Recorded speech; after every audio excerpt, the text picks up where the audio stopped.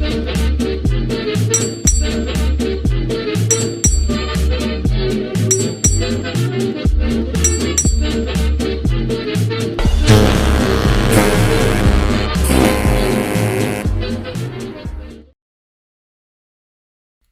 everybody and welcome to the last regular Drydock of 2023, this being Drydock episode 278, and this week the questions are taken from guides 346 and 347, that's the Regia Elena class of the Regia Marina, the Italian Navy, and the Soryu and Hiryu of the Japanese Navy, and all the other questions are sourced from the essentially three-part series that was done on the Spanish Armada.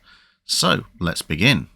The man formerly known as Commenting Is What I Do asks, what is the difference between the triple expansion engines used in ships and the triplex steam locomotive?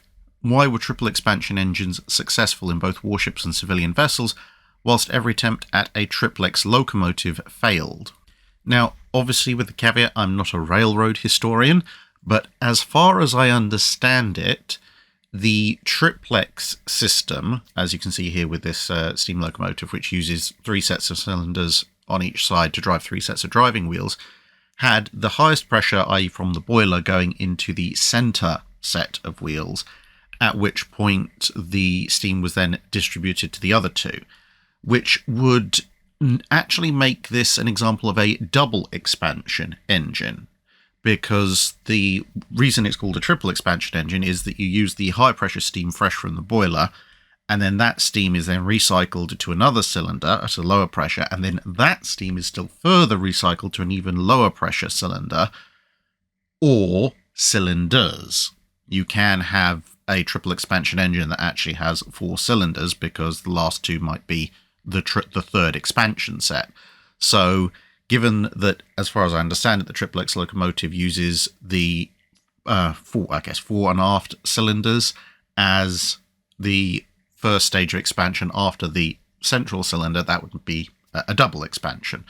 But nonetheless, I think what you're probably looking at is just a matter of scale, because of course ships have much more internal volume than even a big locomotive like this. So the amount of steam that can be generated by the boiler and the pressure of it can potentially be higher, and as I say, just physically more, which means that once you've taken some of the energy out of the system with your high pressure cylinder, there's more steam available for the lower pressure cylinders. And again, from what I understand, having chatted to 1 or 2 people I know who do know a bit more about trains than I do, one of the problems with the triplex system was that the boiler just couldn't supply enough steam for sustained power output by all 3 cylinders at any significant speed, although obviously it did generate a lot of power. But fundamentally, the problem, I think the root cause, is the fact that when you are using lower pressure steam in double, triple, or later on even quadruple expansion engines in some civilian vessels, every time you step it down, because you're obviously exerting force on a drive shaft and you want the same amount of force being exerted, if you have less energy in the steam, you need that lesser amount of energy to be exerted over a greater surface area in order to get a similar level of force being exerted on the drive shaft, in this case, or the prop shaft, or whatever it is you're trying to propel. And again, this comes into the volume.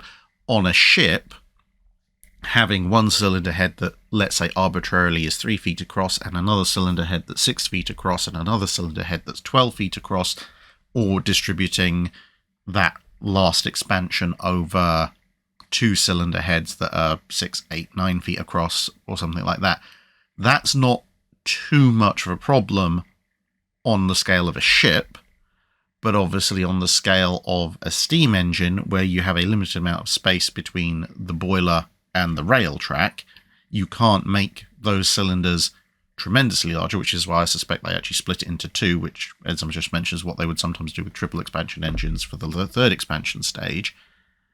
But apart from the power supply issues, I think it was probably also just that, the fact that with limited amounts of space, it's much harder to pull off the necessary expansion areas that you need as you step down. Although apparently, again, relying on a couple of people I talked to who know steam engines more than I do, another problem of the triplex system was that even with the limitations that it had, it was incredibly powerful at low speeds, kind of a low RPM, high torque situation, which had the other interesting, not necessarily benefit, I think probably drawback of the fact that, kind of like a steam traction engine on land, a triplex steam engine on rails wouldn't go anywhere fast, but it would go.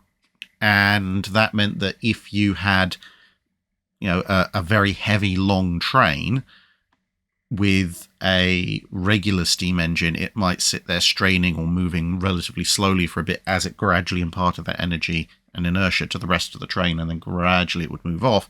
Whereas a triplex engine, if it sets off at 5 miles an hour in a given direction, it's going that direction at 5 miles an hour, and if you happen to be attached to it, you're going from 0 to 5 miles an hour pretty quickly, which apparently the framework of a lot of trucks and things couldn't really withstand. So, if you have a quarter-mile long train, I don't know, loaded with coal in various trucks, and you put a triplex engine on it in normal flat rail circumstances, and you set it to go, you'll end up with a triplex locomotive going one way, maybe the first couple of trucks following it, and then a shattered frame from another one that didn't quite get moving fast enough and was ripped in half for its problems.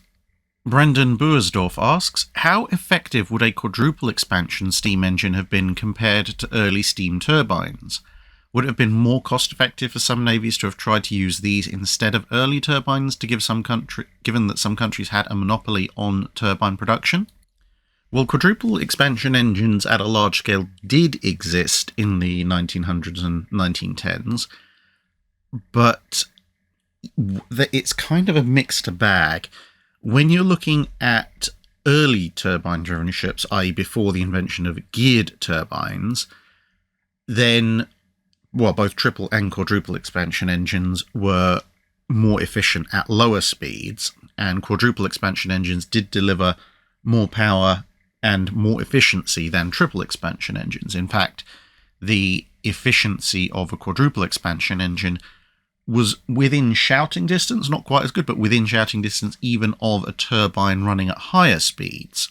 However, as turbine technology improved and ships got faster and faster, the faster you went, the more efficient the turbines got, and the less efficient any kind of reciprocating expansion engine got. So, if you're going 18, 20 knots, maybe even pushing 21 knots, then if you're going to spend most of your time at cruising speeds, then perhaps if you don't have access to turbines, a quadruple expansion engine might make some sense.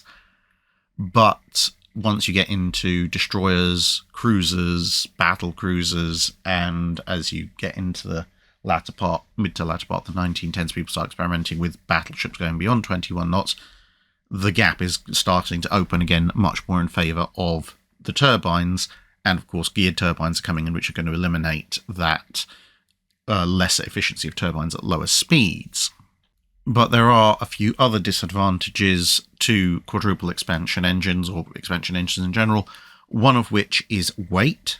A quadruple, or even a triple, but let's looking at the quadruple expansion engine installation, generating roughly the same amount of power for roughly the same amount of speed is going to weigh considerably more than a turbine mount, which means obviously your machinery spaces are going to be larger and take up more of your overall displacement, which means if you're looking at a warship situation, that means you have less weight and less space for guns and armour and all those other things that make a ship a warship. And the same kind of problems that dog triple expansion engines when operating for prolonged periods at high speeds also dog quadruple expansion engines. The engine space is much noisier, there's sprays of steam and hot water and lubricant going everywhere, whereas turbines, it's nice and quiet and dry, and there's just a kind of ominous hum going on. Plus, of course, when you have the steam going through a turbine, it gets recondensed into water and then reused, and there's not a huge amount of pollutant or loss going on. Whereas because of the escaping steam and hot water in any kind of expansion engine, as well as the fact that with these huge cylinders moving all the time, there's also a significant amount of contamination with lubricants, the losses of pure water for your boiler feed are significantly higher, or if you want to characterize it other than losses, the pollution of your boiler feed water is significantly higher with a quadruple expansion engine. And that, plus the other issues I've expanded on triple expansion engines before, essentially means that you can only run a quadruple expansion engine at full speed for a certain amount of time. Now, introducing things like forced lubrication and so forth does extend that somewhat, but the simple fact is that barring something going dramatically wrong, in theory, if you have a turbine-powered ship, you can ramp it up to full speed, and when you leave port, and you can run at that full speed pretty much till you're almost out of fuel. Whereas whatever additional measures you make, you're never going to be able to do that with a triple or quadruple expansion engine, assuming you have a full load of fuel. So to some extent, a quadruple expansion engine would make a degree of sense as far as a substitute for turbines if you're not sure about turbines or they don't fit your particular strategic paradigm, or you know, as you said, there's a monopoly perhaps on them, so you look at the Germans and the Americans, for example, using triple expansion engines. But by the time quadruple expansion engines have been developed and marketed at a large scale to the point that, you know, you're looking at a set that you could actually conceivably use on something the size of a battleship, you're getting to the point of sort of second generation turbines, and geared turbines aren't that far off, and generally speaking, the technology that there is in steam turbines that can be advanced still has a fair way to go, so there are consistent improvements, whereas the quadruple expansion engine is pretty much the end of the road as far as the expansion type steam engine goes. Alexander Corbett asks, what is your opinion about the viability of launching vengeance weapons from U-boats? The Germans didn't seem too far off from developing and deploying them towards the end of the war. Whilst the Germans themselves never actually pulled it off, the technical feasibility of launching at least V1s from a U-boat was possible, as demonstrated, you can see here, in the post-war environment, where the US essentially just copied the V1 and then stuck it on one of their subs to see if it would work, appropriately named the Loon. It was, you know, as I said, a technical success, but the problem with launching either V1s or V2s, and I'll come to the V2 in a moment, is simply that what exactly are you hoping to accomplish? Because as we know from V1 and V2 launches against London, you know, which is a fairly large target at a relatively close range to German-occupied northern France, the accuracy of the V1 and V2 was questionable at best. And that's when you're launching them from fixed launch sites. And admittedly, Allied intelligence did have a hand in slightly throwing off the V1 and V2's aims, but given that they were still launched at roughly a similar point, the fact that their spread is measured in dozens of miles gives you some idea of their overall level of accuracy. Now, launching them off of a submarine, which of necessity is not as stable a launch platform as you know, a land-based launcher, even if it's relatively calm seas, or even if, as we'll see in the case of the V2, you're planning to have some kind of gyroscopically stabilized platform, it's still not going to be quite as stable. And that just means that at best, you're getting a handful of small terror attacks off that might, if you're very lucky, hit a city. And with the best will in the world, a handful of bombs landing over the spread of a city is going to cause some headlines, maybe going to cause an increase in anti-submarine aircraft patrols off the coast, but as a war-affecting weapon is not really going to accomplish all that much. If hundreds and hundreds and hundreds of V1s and V2s against London didn't persuade the UK to give up, half a dozen V1s against New York is not really going to persuade the United States to give up either. V2s, it gets even more fun, because at least with a V1, you could either encapsulate it in some kind of hangar, the same way that float planes and so forth were done on various ships before and during World War II, or you could maybe make some kind of waterproofed version, the same way you waterproof a deck gun. With a V2, it's an entirely different matter. The V2 is far too large to fit in any U-boat as a kind of early ballistic missile sub. And so the Germans, recognizing this, they wanted to tow the V2s across the Atlantic in their own self-contained launcher pods, which would then flip upright to launch the V2 once it was ready to go.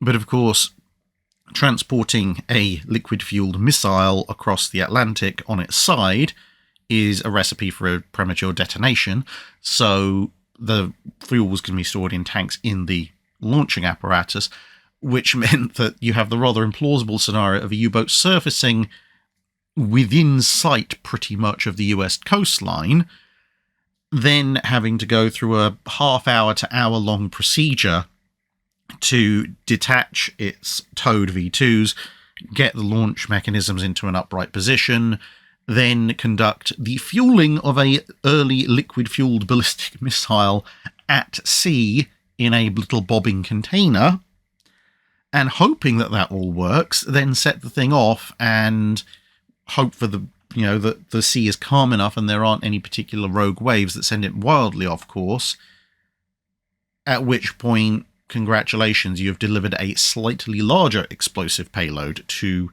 possibly a city. I mean, I suppose with the way American municipal distribution is, set up, you would probably hit the state that you were aiming at least. But anything else beyond that is going to be just, hopes and dreams. So, yes, in theory, the idea of could a U-boat take a V1 or a V2 and launch it at something, technically speaking, is possible.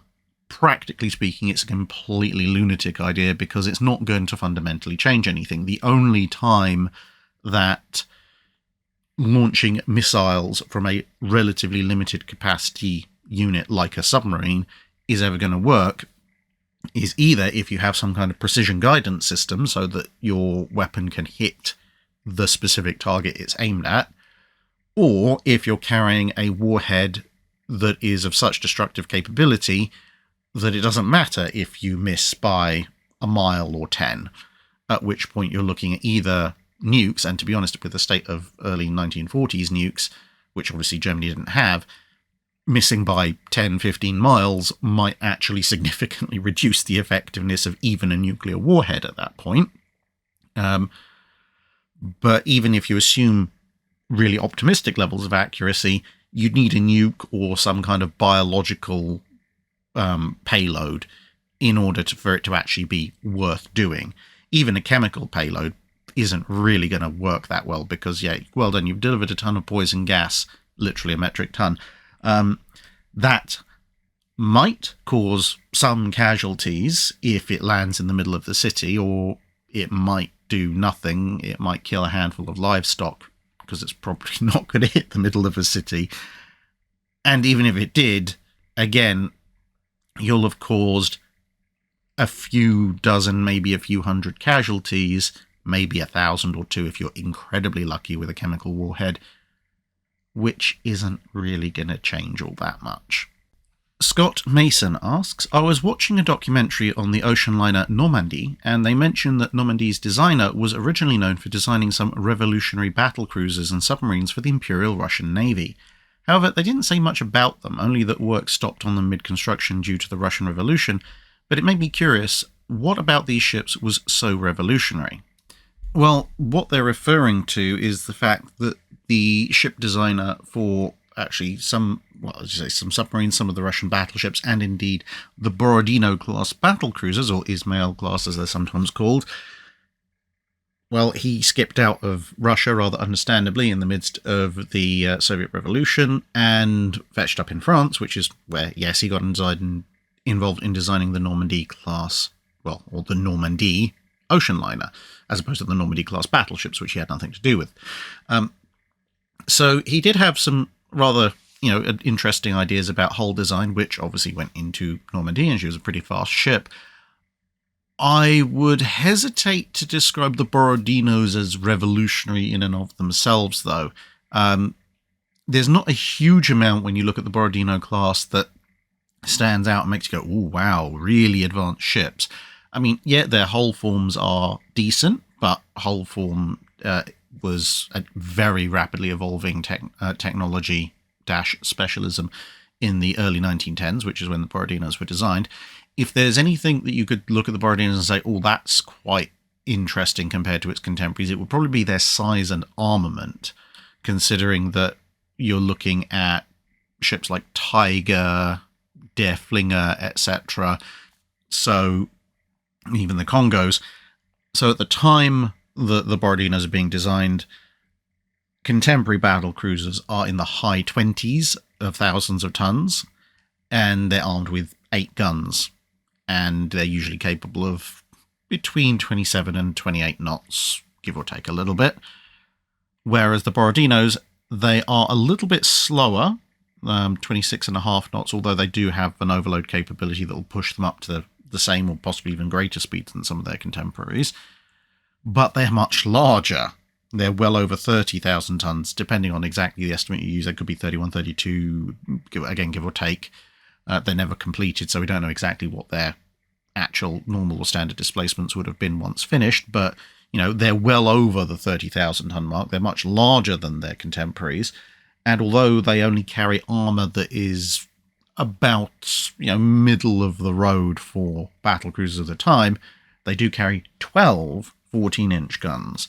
So you're talking about a ship that has, approximately speaking, the firepower of a later standard class battleship, bearing in mind that you're talking about a ship that's got 12 14-inch guns in an era when even battleships that are armed with larger caliber weapons are usually carrying 10 of them, and it's going relatively quickly, even if it's got okay armor. So, just for the fact they're very big and very heavily armed, that's quite notable, but I'm not sure if that makes them revolutionary, more just large. Critter asks, would it have made any real difference for the Spanish Armada if the Spanish had copied the English designs when prepping for the invasion, or were their leadership failures too terminal for anything to save the fleet?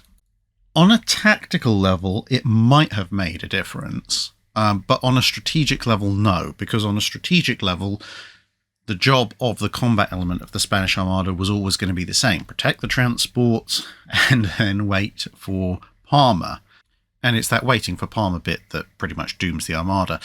If they'd had other orders, like, say, land all the troops you're carrying and take the Isle of Wight, which is what the French had tried to do back in the reign of Henry VIII when Mary Rose sank, maybe we would have been looking at a different scenario. Maybe not. I mean, it would have pinned the Armada in place just as much as they were anchored at Calais and made them susceptible to fireship attack there as well. But then you would have had the problem of trying to dislodge a bunch of veteran Spanish troops from the Isle of Wight, which would have been interesting.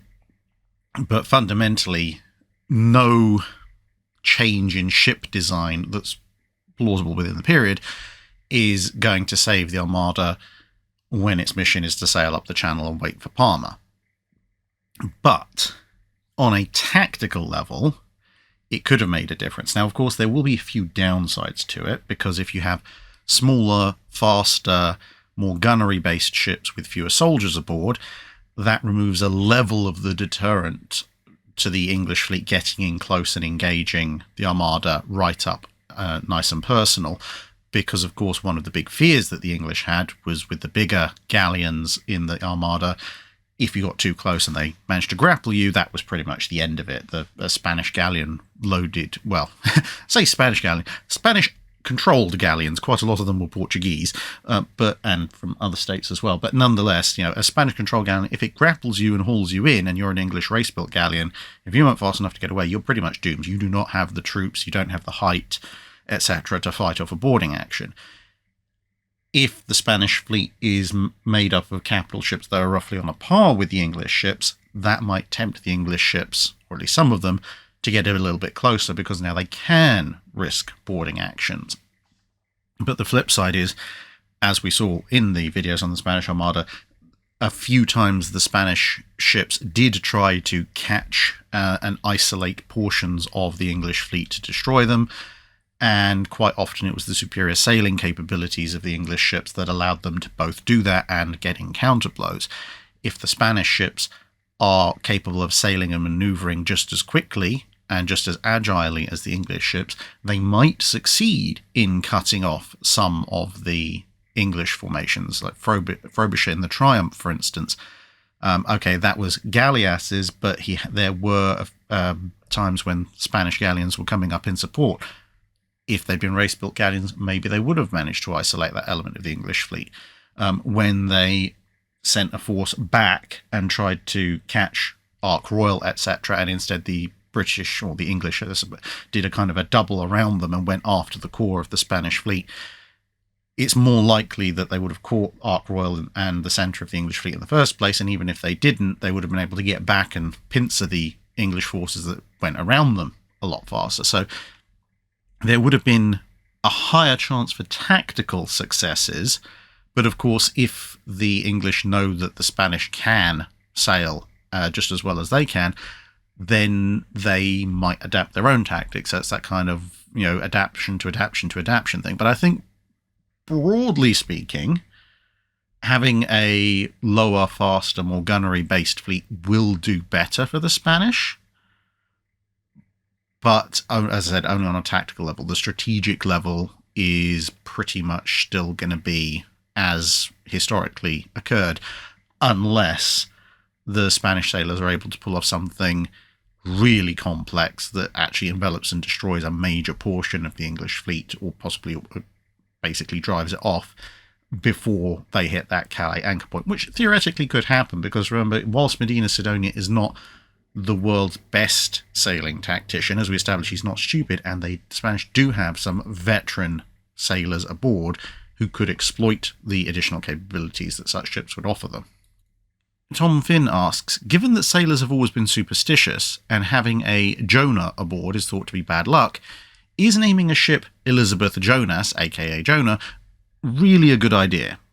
Well, I think this actually is a very good question, but I think it also gives an opportunity to examine a little bit more closely the interplay of superstitions and so forth, combined with the religiosity of the time. Because, of course, Old Testament prophet Jonah, most famous for being swallowed by a fish, that's not really the thing that the sailors are really worried about. They're worried about the bit of the story that comes a bit just before that, the fact that Jonah, because he's running away from God's command to preach destruction against the Assyrian city of Nineveh, which, to be fair, given the Assyrians' propensity for skinning people alive and hanging them on stakes, was probably an understandable bit of hesitation on his part.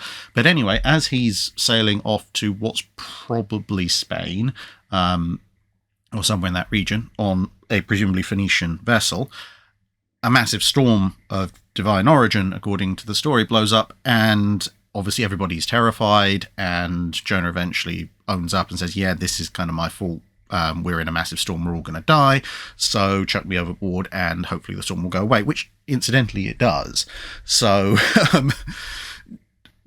having Jonah aboard as in a bringer of misfortune, that's the bit the sailors are superstitious about, although they do seem to miss the part that, well, I'm not sure if maybe they're deliberately ignoring the part of if you can find the guy who's bringing you bad luck and you chuck him over the side, the storm will subside, because of course, unless they own up like Jonah does, you don't necessarily know who has brought you misfortune, and then if you do chuck a sailor over the side and you've chucked the wrong one over the side, or perhaps chucking the sailor over the side doesn't have a divine being who's going to send a fish to rescue him anyway, and you don't get the diminishment of the storm, well, you've just added to your problems, because that's one less hand that's going to help you through the storm, and if you do survive, you're going to have to explain why you randomly chucked a guy over the side in the middle of a storm. Nonetheless, that's probably going a bit too deep into it. That's the bit the sailors are worried about. Anyway, the reason that Queen Elizabeth I named the ship Elizabeth Jonas is the second part of that element of the story, because, of course, yes, Jonah swallowed by the fish, and then in the belly of the fish for 3 days, and the whole thing has been divinely set up, as we just mentioned, and then he is vomited back ashore. So he survives after, essentially being in possibly one of the worst places you could imagine. And that part of the story, that's the bit that Elizabeth was focusing on.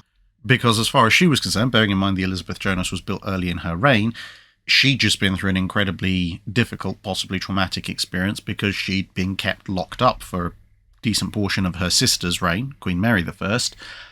And there was a high chance, at least in her mind, if not in reality, and possibly also in reality, of her being executed. Because, of course, Mary I was an ardent Catholic, Elizabeth was a Protestant, and let's just say the two sides didn't get on very well. And so she, coming to the throne from the prospect of potentially having her head chopped off, was looking at her situation as one of being in the deepest, darkest deepest, darkest pits of despair and danger, and then being rescued by presumably divine intervention. And given the religious nature of the time, both in Protestant and Catholic countries, she was looking for an analogy to presumably give thanks to God by, drawing attention to this deliverance of his. And realistically speaking, if you're looking for confined in some manner in a lot of danger, despair, death kind of thing, and then being brought back to the world of the living, as far as the Bible goes, the two main standout stories are obviously Jonah and Jesus Christ, and it would have been seen as just a little bit heretical even for a Protestant to turn around and say, I'm going to name, because you're linking the two by calling it Elizabeth Jonas, you're linking these two names. So if you called it the Elizabeth Jesus or the Elizabeth Christ, that's pushing things to a little bit of a presumptuous and heretical boundary, I would imagine. And of course, the other problem of course, Jesus was dead and then resurrected in the New Testament, which Elizabeth wasn't. She was threatened with death. Whereas Jonah was almost dead. It looked like he was going to die, which much more closely matches Elizabeth's encounter. And then he comes back to life, or back to the world of the living, and Elizabeth, being imprisoned, is brought back to power and the throne. So not only does it more closely map her experience, fishes aside, but also probably would make her seem less heretical potentially in the eyes of her subjects, saying, look, I've been through this experience that's similar to this prophet in the Old Testament, as opposed to, look at me, I'm the same as our Lord and Saviour, which, I can see the problems with that. So that's why she named the ship the way she did. But it is a very interesting look, I think, at the differences in the perception of the same account in the same book of the Bible by different groups of people in the same time period. Exactly how much the sailors aboard the Elizabeth Jonas appreciated that or not, I don't know. Depends how well read they were, I suppose. So, random diversions into Tudor era theology and the Old Testament aside, J Keys 100 asks, could you describe the type of guns aboard the Mary Rose and the Tudor Navy? I noticed the iron guns on the Mary Rose, also called a sling, only had two wheels on their carriage and were located on the lowest gun deck. Are they more like howitzers or mortars instead of a standard straight-firing gun? Ironically enough, no. The sling-type gun is pretty much as far from a howitzer or mortar as is possible to be. Now, they do use, as you mentioned, an older style of carriage. You can actually see one example of that kind of carriage just in the background of this photo here. I apologize, I went through my last set of photos from the Mary Rose, and it seems that on the gun deck level of the museum, almost every photo I took of the gun deck was centered on one of the big bronze culverins. So, oh well. Now, the interesting thing, of course, is you can see, again, further back, another iron gun in yet another kind of two-wheel carriage, whereas this bronze culverin, as you can see, is in a type of four-wheel carriage that wouldn't look tremendously out of place on something like HMS Victory. Anyway, carriages aside, and admitting that that is an older style of carriage, The iron guns, the long ones, the slings, they're interesting because obviously the bronze culverin here is a cast gun. They actually have a cut through of one of the guns that they recovered elsewhere in the museum, and you can see that these long iron guns are completely different. They're not cast the way that the guns on HMS Victory, for example, would be, or indeed like this bronze culverin. They're made up of a series of staves that are then bound together with multiple iron hoops, which is actually where you get the term gun barrel, because that's the old way of building guns. It's slightly less obvious without that cross-section when you look at the recovered guns from the Mary Rose, because over time oxidization and rust has kind of almost merged them together. Whereas if you were looking at a new production gun, it would be a little bit more obvious. But nonetheless, that's how they're built.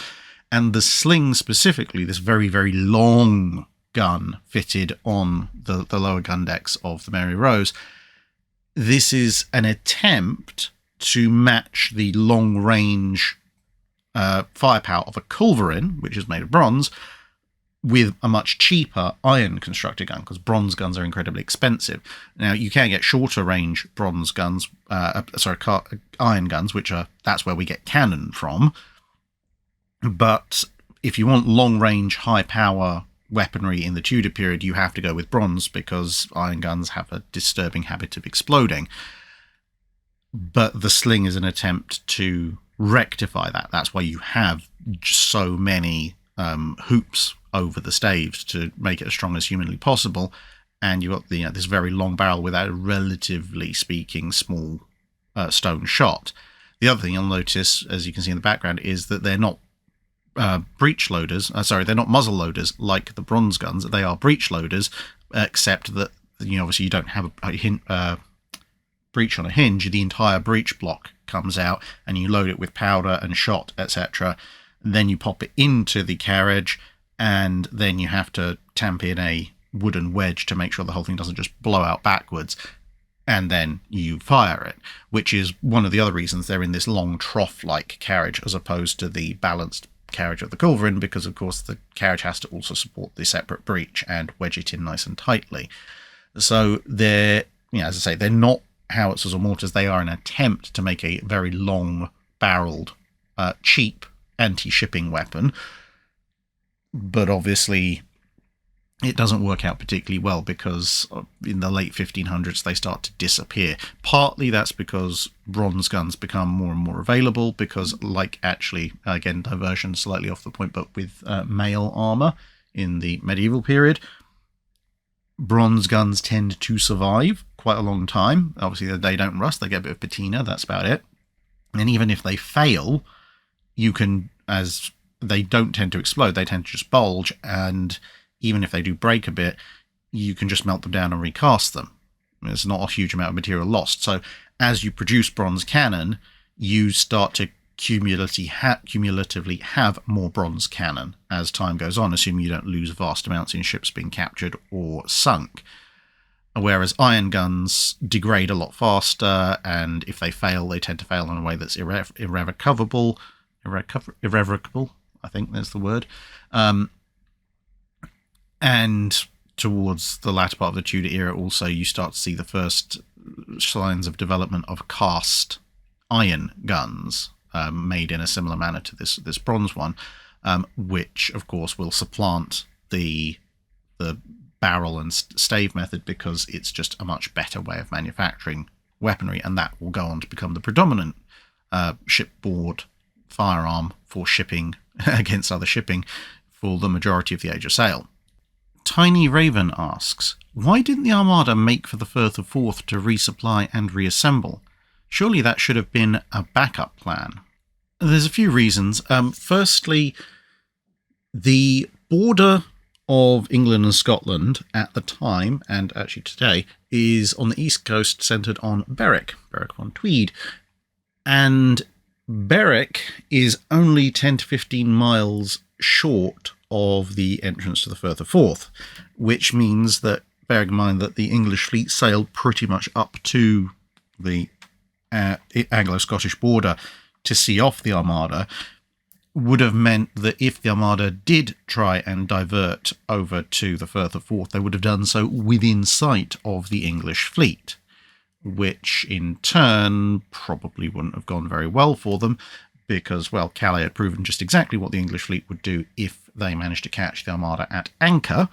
And, if they're literally right there within a day's march of the northern English border, there is very definitely going to be something done about it. Additionally, there were a good chunk of English regular troops on the Scottish border in case the Scottish tried to exploit the Armada.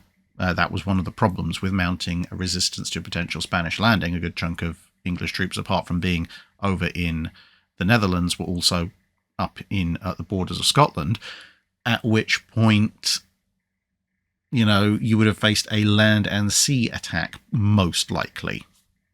And on top of all of that, there is the fact that while Scotland was nominally kind of more on the Spanish side than on the English side, there's a difference between being technically allied with someone and looking to exploit their attack for your own advantage, and giving shelter to a large enemy fleet, which will immediately lead to a declaration of war, especially given the fact that that fleet is a beaten force.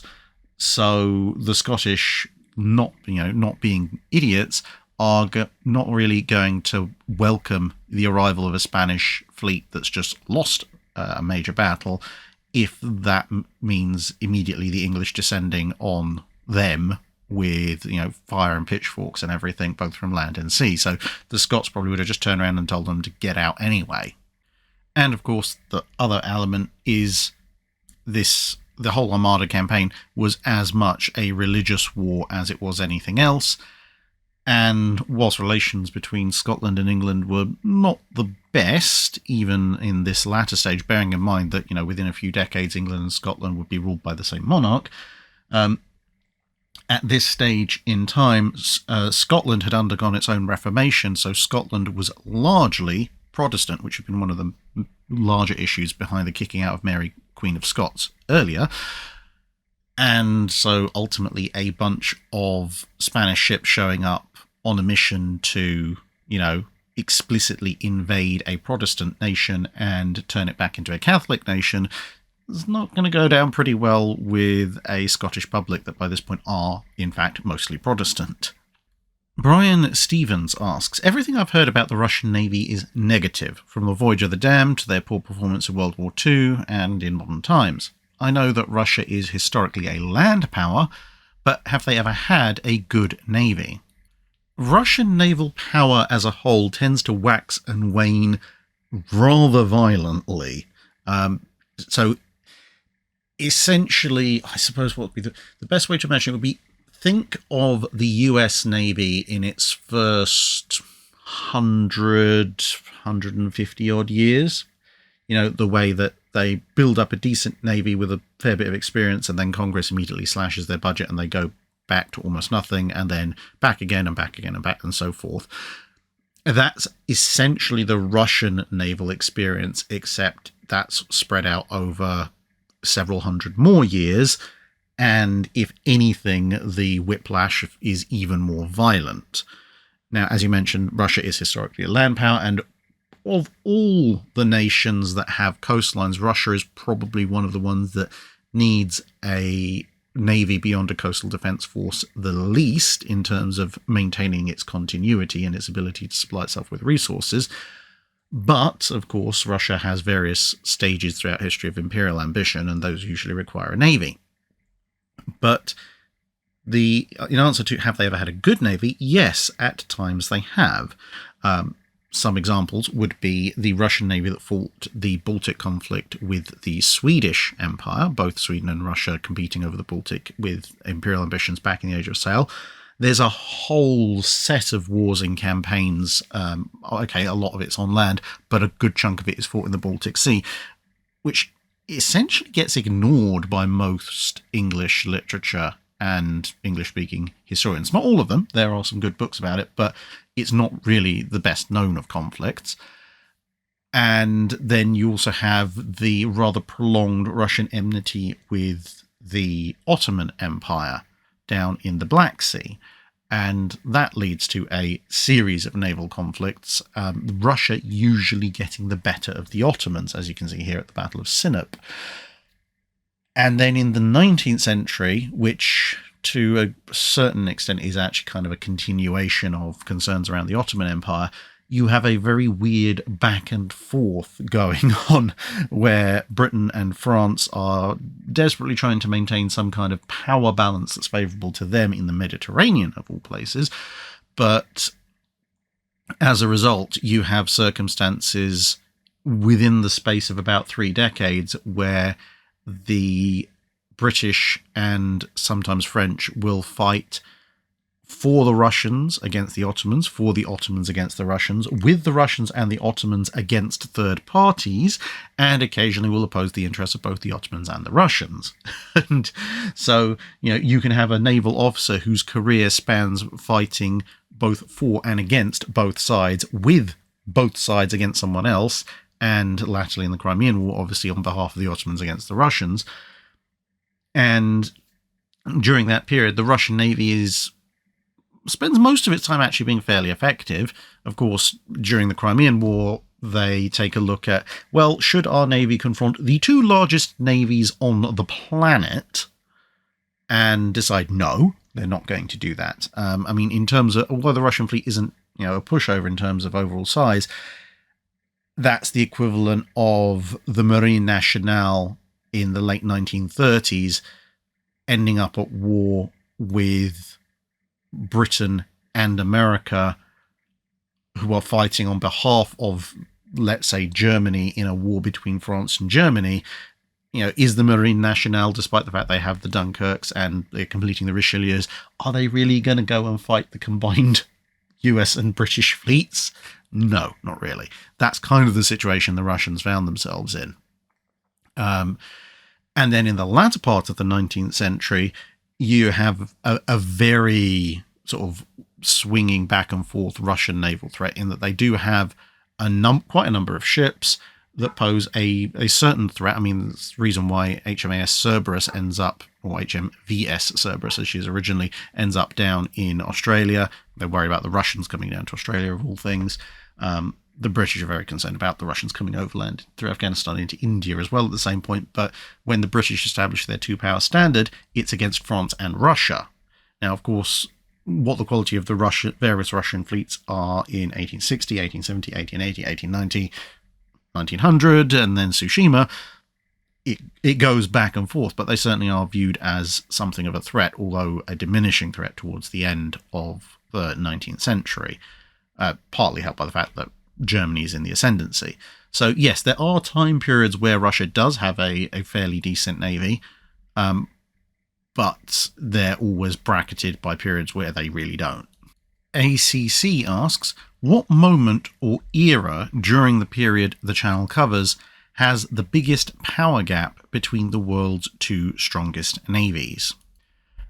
That's a difficult one. I think you probably have to look from maybe the mid-1600s onwards to even start to make an assessment like that, purely because prior to that, in the classic Age of Sail and in medieval times, the line between heavily armed merchantmen and warship is so thin that whilst a given navy might be said to have, a massively powerful fleet, another country with a much smaller navy might be able to rustle up a reasonable resistance force quite quickly simply by arming its merchant vessels and drafting them into the navy, or arming them even more so. The Spanish Armada is a good example of that. The Royal Navy is a few dozen ships, but the English fleet is several hundred because it's majority dominated by private vessels. And when you go back much further than that, to ancient times, triremes and so forth are so fast to build that, at any given moment, maybe after the big storms that sink one of the Roman fleets in the Second Punic Wars, that might be a point where, Carthage has a massive proportional fleet compared to the Romans, but 6 months later, the situation has changed completely, so that's not really a fair comparison. I would say probably you're looking at maybe the latter stages of the Napoleonic Wars, because you've got Trafalgar, which reduces the strength of the French and Spanish fleets quite considerably. And then after that, you have various raids by people like Cochrane, which further reduce French fleet size, and various lone French ships of the line and so forth are taken in various actions. So towards the last 5-6 years of the Napoleonic Wars and the immediate period of peace afterwards, the Royal Navy, which is obviously still growing, is probably disproportionately larger and more powerful compared to the French Navy, which is still probably the second most powerful navy in the world, although by the end of the Napoleonic Wars, where that matches up with the Spanish Navy is probably a little bit questionable, but I'd have to run the exact numbers for that. A second period would probably be maybe looking at some point, again, it would be slightly difficult to define, but some point in the early to mid 1900s, maybe just before Dreadnought, because at that point the British are still keeping to a 2-power standard. The French have kind of slowed down quite considerably in their capital ship production. Russia's obviously, if you're looking just after 1905, has lost a bunch of its fleet at Tsushima, and Germany's on the ascendancy, so Britain is kind of on a bit of a building spree, which has thrown out the power imbalance quite a bit. And then obviously the other period would be in the immediate aftermath of World War One, because at that point, the second largest fleet in the world is the German Navy, and that's just gone by the wayside with its scuttling at Scapa Flow. The Royal Navy, of course, is coming out of World War One. Yes, they've taken losses, but they've also built a huge number of vessels. And whilst the US Navy has definitely taken the second place after Germany scuttles most of its fleet, if you look at least in terms of numbers of ships, the difference between the size of the US Navy in 1919 and the Royal Navy in 1919, before all the cutbacks and everything kick in, there is quite a big power gap there. Matt Kidd asks, with the benefit of hindsight, what was the optimal composition of US fast carrier task forces in World War II? And what ships would you have produced more of, less of, or not at all in the lead up to and early parts of World War II? That's actually a really difficult one, because I think the optimal composition of US fast carrier task forces in World War II changes quite dramatically as time goes on. I think that the single biggest set of changes is the advent, almost, not exactly at the same time, but almost at the same time, of full radar-directed fire control for anti-aircraft guns, combined with the VT fuse, or more accurately, the radar proximity fuse. Because prior to those two, whilst the 5-inch 38 is an excellent dual-purpose gun, and the 5-inch 25 is a pretty decent anti-aircraft gun, heavy anti-aircraft guns prior to the advent of, as I said, radar-directed range-finding and the VT fuse, are mostly restricted to essentially barrage fire. Because even if you're lucky and you've got a good optical fire control system for your anti-aircraft guns and manual, actual variable time fuse sets for your shells, mechanical fuses that is, the chances of you hitting anything directly with a big anti-aircraft gun are relatively low. So you're going to be putting clouds of fire up ahead of an enemy formation and hoping it catches some of them. So in those earlier days, your 20mm Oerlikons, 40mm Bofors, and even your quad 1.1s, if you can get them working, are really what you want.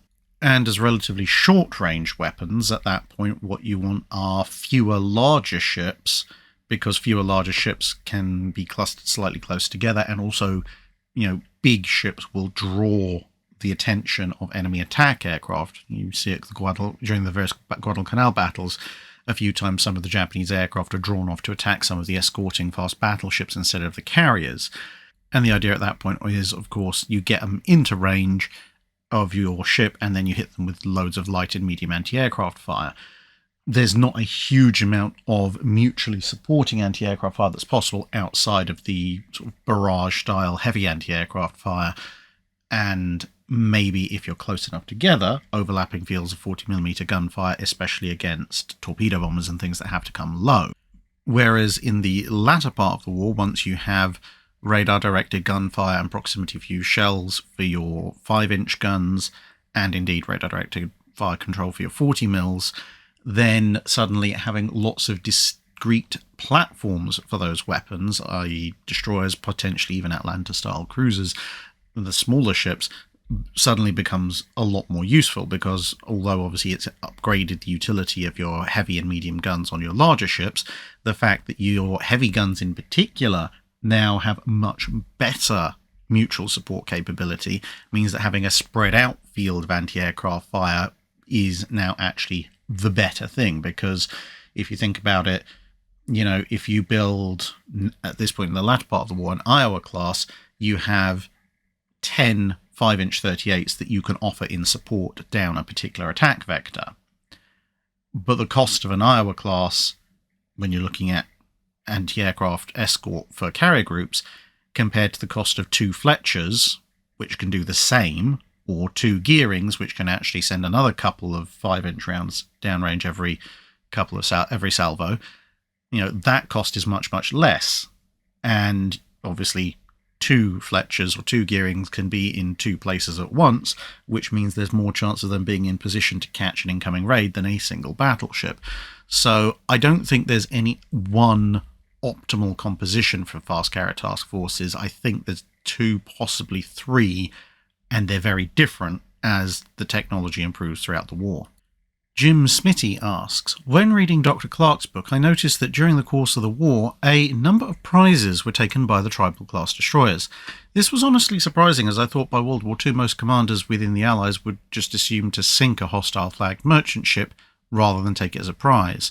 This made me wonder how often were prize ships taken by Royal Navy ships during the Second World War, and further, what kind of prize money was paid out to the crews who took them. Did taking prizes become frowned upon as the war went on and the threat of air power increased? So by World War II, which is the last major conflict the Royal Navy fights where prize money is officially still a thing, it's no longer paid directly to the crews of the ship or ships involved. It's paid into a general fund, which is then distributed to the Navy as a whole, and fascinatingly enough, at the conclusion of hostilities. So you could be involved in the taking of several enemy ships as prizes, but if you didn't survive to the end of the war, you weren't actually going to get any portion of that prize money. Although, on the other hand, it meant if you were stuck on convoy escort duty for the entire war, you'd get a share of prize money even if you hadn't taken any prizes. Now, I'm not aware if anyone has actually collated exactly how many prize ships were taken by the Royal Navy in World War II. I'd be fascinated to know if anybody has. I suspect it can be done because all the records will be there, but as I said, I don't know if anyone has actually put them all into one place. Nonetheless, for the Royal Navy, taking prizes was slightly easier than it was for most other navies, because of course there's 2 main elements to taking a prize with a sort of tertiary one as well. One element is actually, you know, capturing it in the first place, but the second one is, can you get it back to port, to a friendly port, safely? And then the third tertiary element is how much time and effort is that going to impose on you.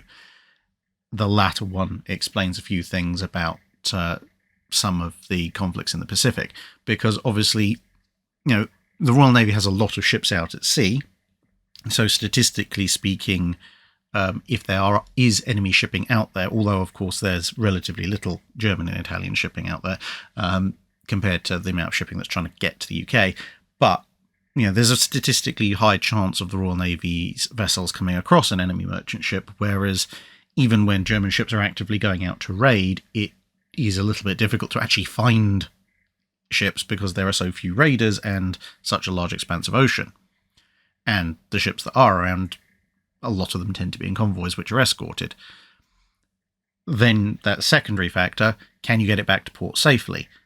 Britain has Germany under a blockade. If a German ship captures a merchant ship, then they've got to get that merchant ship back to a German-held port, which means running the Royal Navy blockade. Now, that is possible to do. The Hilfskreuz are specifically set out with rather large crews specifically to provide prize crews, and some of them did get their prizes back to port.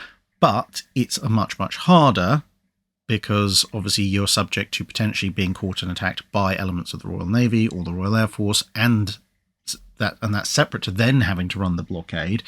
Whereas for a ship captured by the Royal Navy, you basically have to avoid the U-boats. And now that's not exactly the world's easiest task, but it's certainly a lot less than having to dodge submarines and aircraft and surface vessel and a blockade, etc., etc. And, getting a ship as a prize is also a matter, the tertiary thing about range.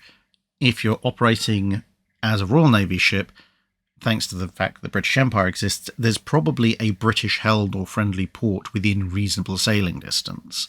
So you can send part of your crew aboard as a prize, send the prize into port, and there's a reasonable chance of picking up that element of your crew at some point in the not-too-distant future.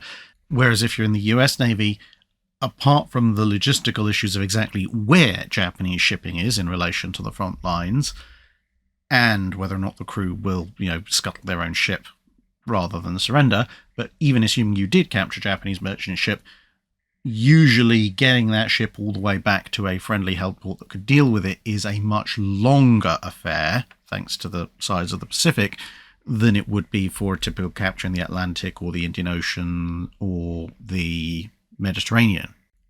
And there is another issue, which is, of course, what kind of mission are you on at the time? Because if you're on a rather specific ongoing mission where time is of the essence, or where the risk of being attacked is a significant problem, like, say, if you're on Force K and you're attacking an Axis convoy heading to North Africa, you can attack that convoy, drive off its escorts, and now you have the merchant ships at your mercy. But if you stop to capture them, the chances are that those ships are probably going to be bombed by the Luftwaffe or the Regia Aeronautica, and possibly you as well, as they try to escape the cover of Axis air power. So you have to generally just sink those unless there's special circumstances that apply. Whereas out in the middle of the Atlantic, that's much less of a concern.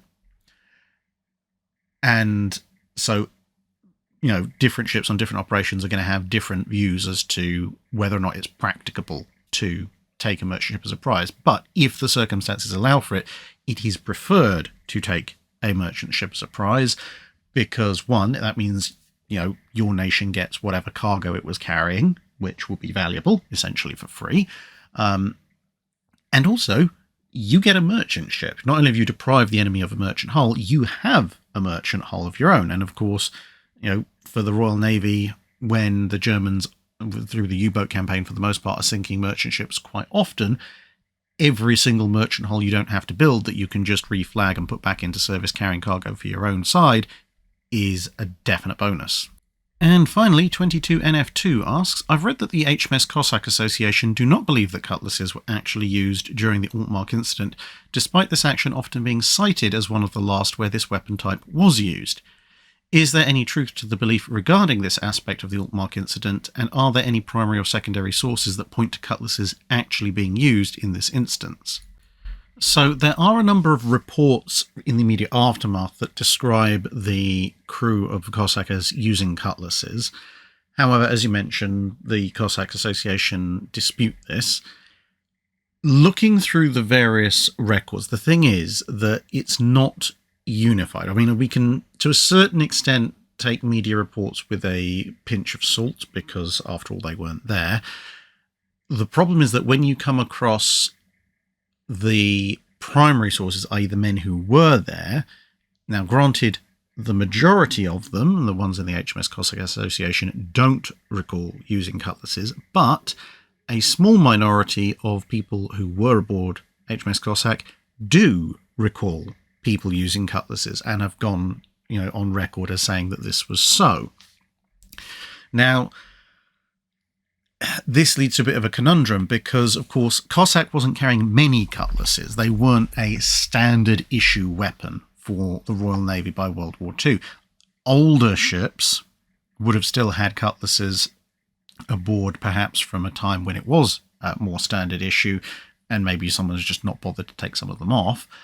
But on a relatively new ship like Coassack, whilst there would have been cutlasses aboard, there would have been a relatively small in number and for essentially ceremonial duty. That's not to say that somebody didn't have their own personal sword or cutlass, or they didn't just take one with them just because. And this seems to be the general theme of the minority of Cossack veterans who do cite a cutlass being used in the boarding action, in that they saw a person, usually it's one or two people, with cutlasses. So I think that whilst, without obviously photographic evidence or someone popping up and going, hey, yeah, I was the guy in the boarding party who had a cutlass with me, I think there are probably two main elements to this.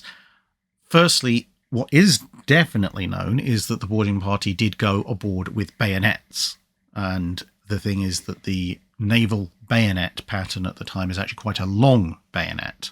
The Wilkinson No. 1 bayonet has a 17-inch blade, so that's considerably longer than a dagger, and it has a full handle, so you can use it as a kind of one-handed sword if you like.